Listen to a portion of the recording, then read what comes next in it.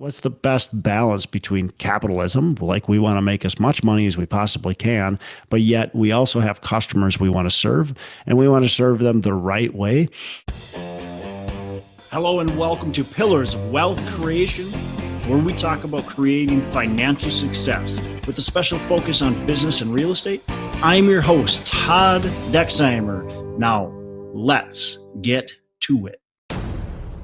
Hey, welcome back to the show. I'm your host, Todd Dexheimer, and excited for another solo podcast episode. So I was actually reading an article, and it was an article about the ski resorts, mostly about Vail. Vail is kind of taken over the ski resorts, but then there's the, what is it? Is it Altera? The Icon Pass. Anyways, if you're a downhill skier, you know who Vail is, and you know the Icon and the Epic Pass, and it's kind of taken over the ski industry, and ski prices have gone up drastically to make skiing unaffordable. And skiing, quite frankly, to be honest, has never been super affordable, right? It's expensive. You got the equipment, you got the lift tickets, all kinds of stuff that you have to, the winter gear, of course, all that kind of stuff. So it's never been cheap, but it's really gotten more expensive. As I'm sitting here, I'm wearing a Vail, Colorado shirt. So obviously I'm a skier.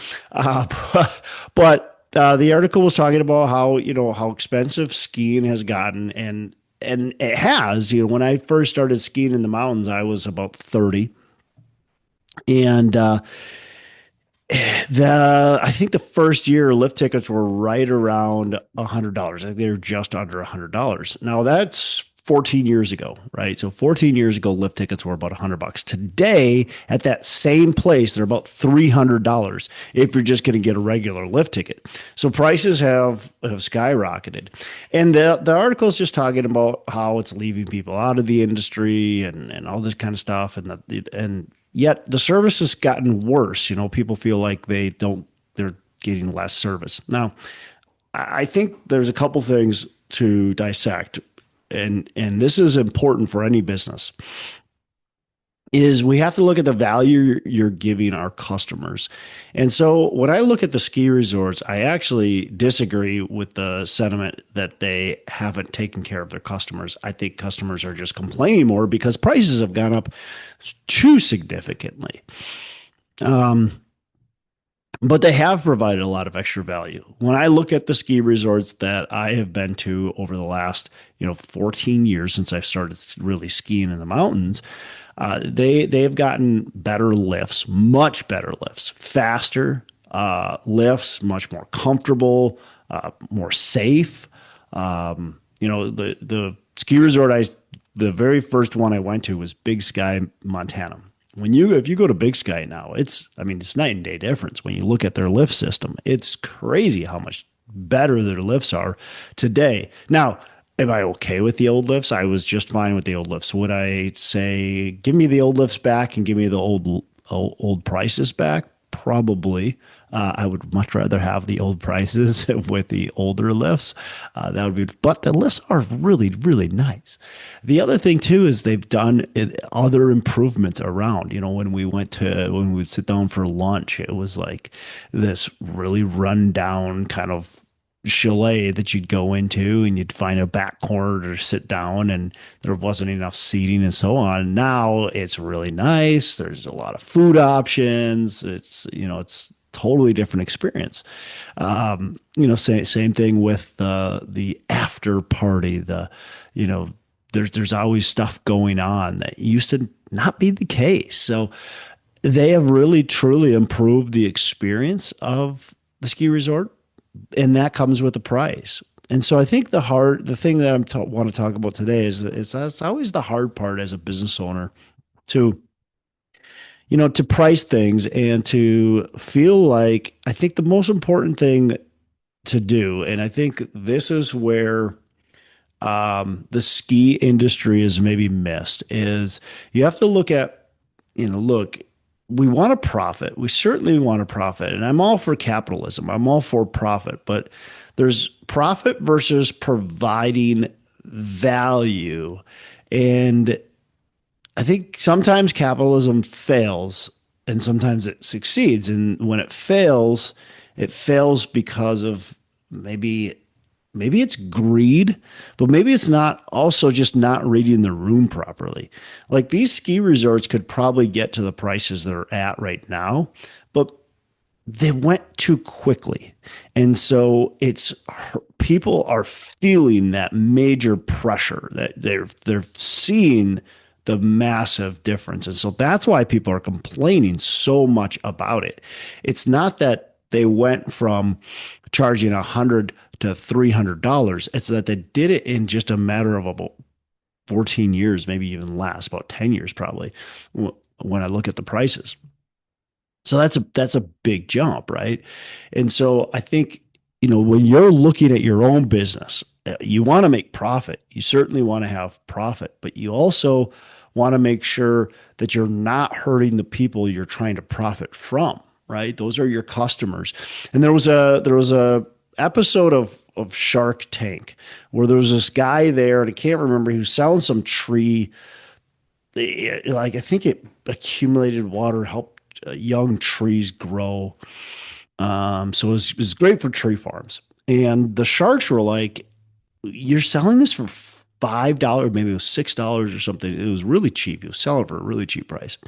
And he's like, "Well, yeah, look I'm selling this to farmers. This is the backbone of America, and I don't need to make all that money on these.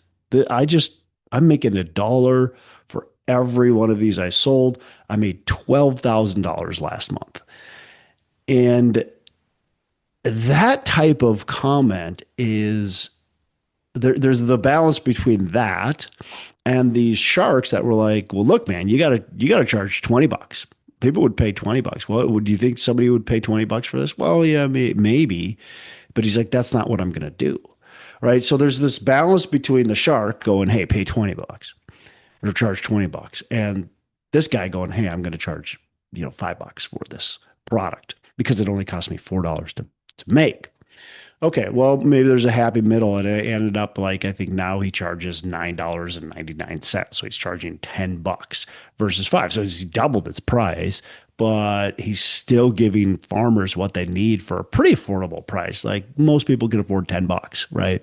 And they're not going to just buy one; they're buying hundreds of them. But even with that, like that they can afford that, and it doesn't hurt their bottom line. And so I think when we look at rental pricing for our properties, we are thinking about the market. We are thinking about what people can truly afford and looking at the affordability rates. So that's a big thing that we do is we're not going to improve a property and expect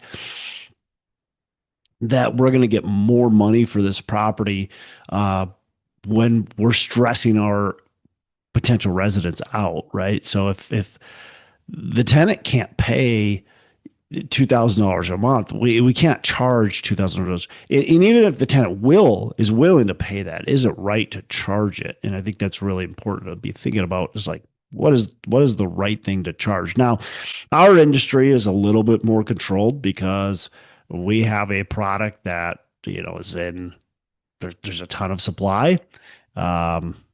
So it is harder, certainly, to raise prices and to be gouging people because they'll just go somewhere else, quite frankly. They'll just find the next spot, right, to live in. But it does happen. In 2000, think of like the COVID run up. I mean, what happened? We saw what happened. Prices spiked. Now, happily, luckily for tenants, people overbuilt and now prices came down. So it's a little different than the ski industry, right? They're not just popping up new ski mountains everywhere, and you're not seeing a new ski mountain compete with the other ski mountains very often, right? That takes a lot of money to start a new ski mountain, and they don't just pop up overnight, where an apartment building can be built pretty quickly. So obviously different products, but something to think about as you're thinking about your business, depending on whatever product you have, is what's the best balance between capitalism, like we want to make as much money as we possibly can, but yet we also have customers we want to serve, and we want to serve them the right way and not irritate them. And I don't know what's going to happen to the ski industry. I think it'll be just fine, quite frankly,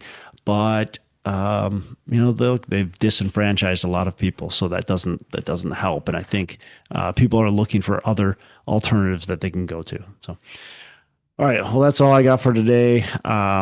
Just something to think about as you're going about whether you're owning your own business, you've got a bunch of rentals, whatever it might be.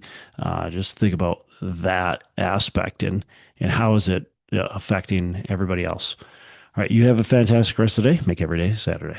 Hey, thanks so much for listening. I appreciate you being a loyal listener. I would love to have you go on to our Facebook page and subscribe, give us a thumbs up, go on to iTunes or wherever you listen and give us a rating and review. Don't forget to subscribe. Your rating and review just helps us push this out to more and more people and continue to grow our audience and hopefully positively affect a ton of people out there that really need this and want this. So the other thing I've got for you is a free ebook on my website. So go on to venturedproperties.com, and download our free ebook on real estate and on syndication. And I've got some data points in there, some really good stuff for you. So I'd love to have you take a look at that. It's free. I'm not expecting anything from it. And also, look, if you want some help in multifamily, want some help learning, growing, getting your business off the ground, I would love to talk to you about what it would look like to work with me potentially and see if that's a good fit. So you can go to coachwithdex.com and check that out, and we can definitely have a call. Thanks a lot for listening. You make it a fantastic rest of the day. I'll catch you on the next episode.